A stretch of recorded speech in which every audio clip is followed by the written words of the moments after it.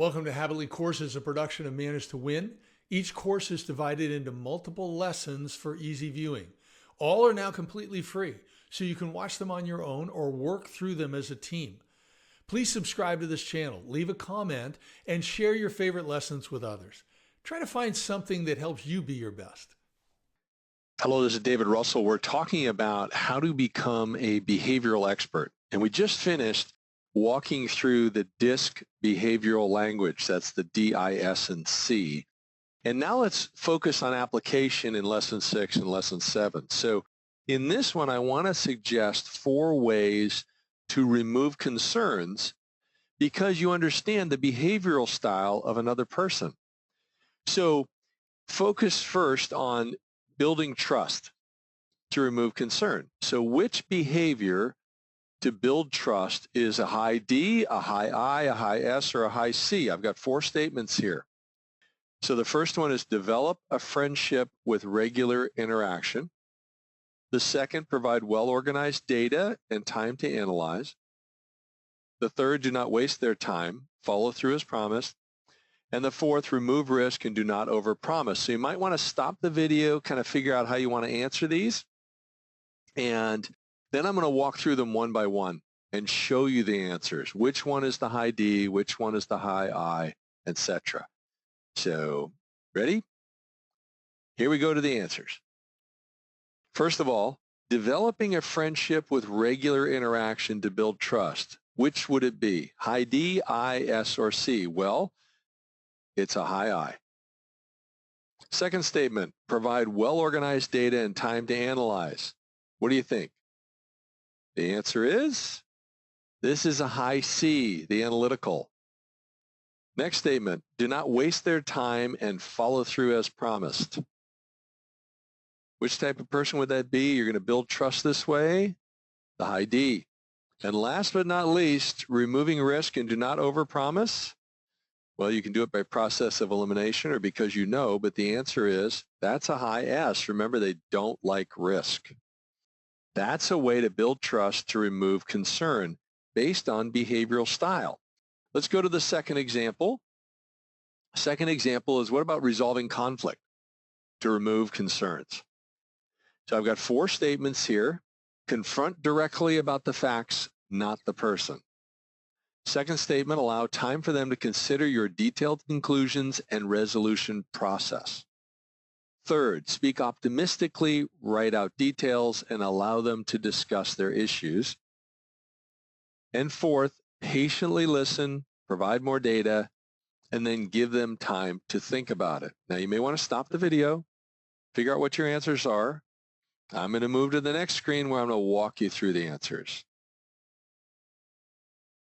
Here we go.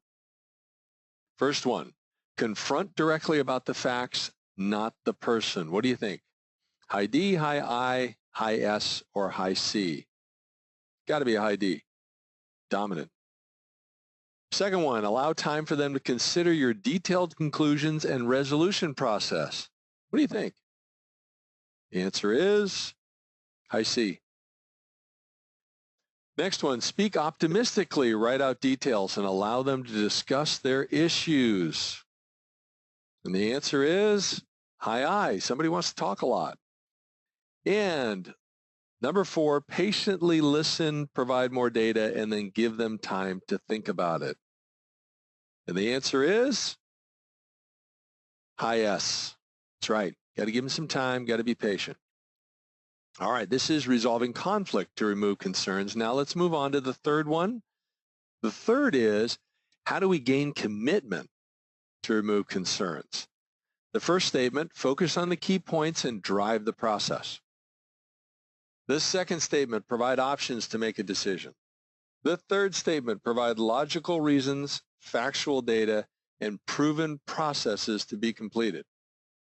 The fourth one, give data proving it meets their needs and a risk-free process to implement. So those are our 4 statements. You can stop the video here if you want to think about how you want to answer it. And I'm going to move on to the next screen to walk through the answers. Here we go.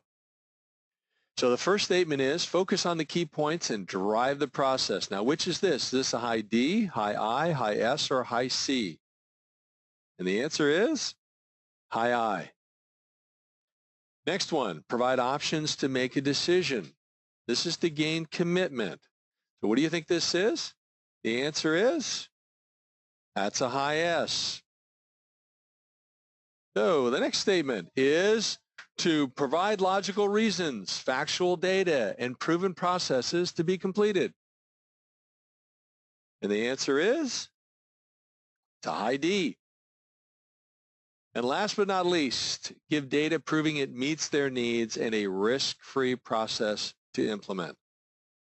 And the answer is, I see. The analytical. You can see that. Data, data, data. Okay, our fourth way to remove concerns based on behavior. So we're going to focus on results. The first statement, give them time to comprehend the ROI of one solution before adding others. Second one, confirm their understanding of each part of ROI during a trial period. Third one, emphasize specific bottom line results. Fourth one, offer a stream of famous firms buying the item they are considering. You can stop the video, figure it out. Now I'm going to move on to the next screen and walk you through. First statement, give them time to comprehend the ROI of one solution before adding others. What do you think? That is a high C. Next one, confirm their understanding of each part of the ROI during a trial period. Who would that be? All right, high S. Next statement, emphasize specific bottom line results. And who would that be? The answer is high D. Yep. And last, offer a stream of famous firms buying the item they are considering. And the answer is the high I. Remember, they like famous people or people they respect, buying it, making that decision. So this was 4 ways to apply what we talked about with the behaviors, the DISC behavioral language. I would review them again. Think about them. Talk about them. Are there real-life scenarios you can talk about? Answer these questions. Understand them for the exam. Pass the exam. And then move on to the final lesson with an exam, lesson 7. This is the conclusion of lesson 6. Bye for now.